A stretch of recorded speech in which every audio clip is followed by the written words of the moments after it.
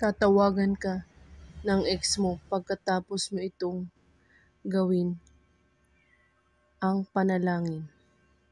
Napakatindi at napakalakas na dasal na ito.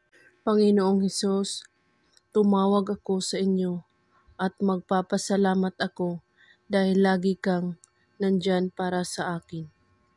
At iniharap ko sa inyo ang taong target.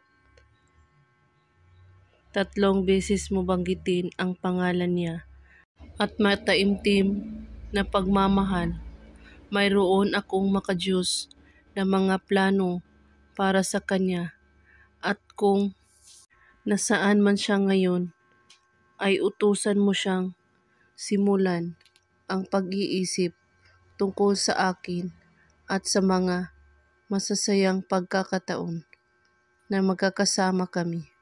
At pagkatapos, tatawag siya sa akin at humihingi ng tawad at babalik sa akin. Amen. Uulitin mo ang dasal na ito sa loob ng 3 araw.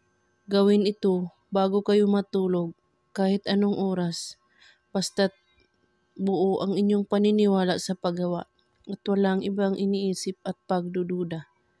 At kung may katanungan po kayo ay magko-comment lang po sa baba. Maraming salamat sa panonood. May God bless us all.